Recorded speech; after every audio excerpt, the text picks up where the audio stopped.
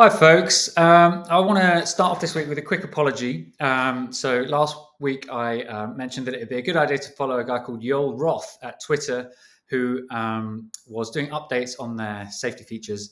He's now left the business as part of the staff turnover that seems to be going on there. So yeah, I'll keep an eye on that one and update you. But yeah, apologies if anyone went out and followed him. So this week I want to do a quick video on measuring PR. So it's something we do a lot of. Measuring communications efforts. PR obviously typically is known as a top of funnel activity, brand building activity.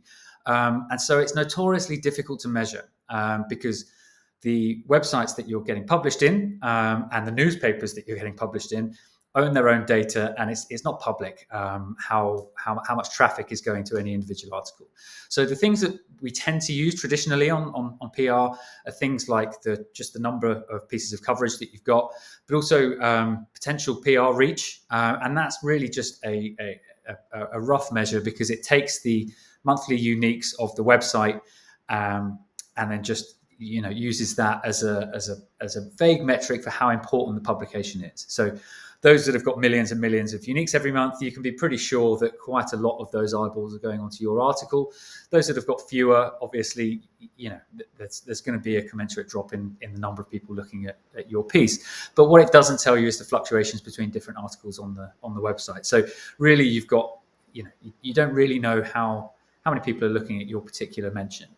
So they're quite vague on the PR side, and there's not really anything that you can do about that. But what you can do is get information using tracking links. So you can get referral data in your Google Analytics from big websites.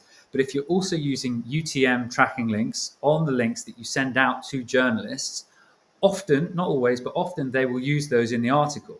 Now, where that's really useful is because these articles aren't just posted to the homepage and forgotten about. Often they're used in various different channels. Lots of the media have lots of different places where they use stuff. So things like newsletters can be really, really powerful. And what you'll often find is with the more sort of trade titles, the more niche trade publications, they can actually be quite productive in terms of not just clicks, but also conversions once people get to the website.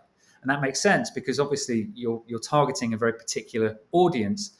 And so if you get a really good niche trade title, and your article goes out on, let's say, their newsletter, or it gets shared in WhatsApps or various different messaging apps, you will then understand not just where that traffic's coming from, but then you can also build out your analytics in Google Analytics or Google Data Studio and understand how many of them are converting.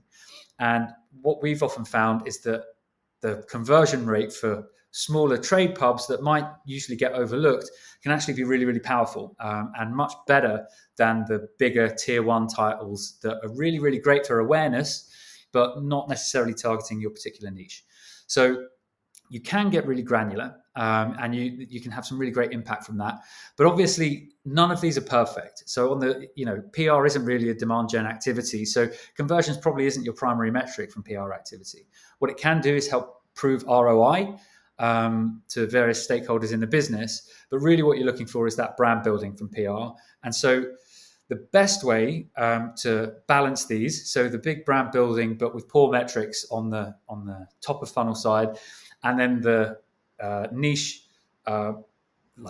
conversion tracking, the best way of balancing those, in my view, is to look for correlations. So what you want to do is either build out in somewhere like Google Data Studio or just in a big spreadsheet, get all of these different metrics down. So get your PR reach, get your traffic, but also your overall website traffic, as well as movement in keywords using a tool like SEMRush, because PR can be very, very impactful on your SEO because you're getting backlinks from a reputable title.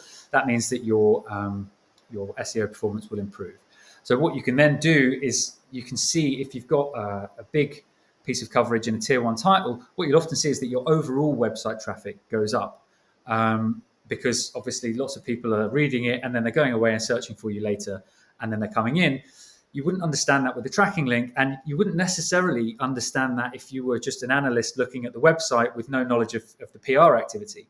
But if you've got everything in one place, then you can quite easily spot those correlations. You can do it with maths as well. You can do proper look for correlations using formulas, but often you can just do it by eye. You can see if you've got, you'll often find that those niche trade titles will correlate with conversions.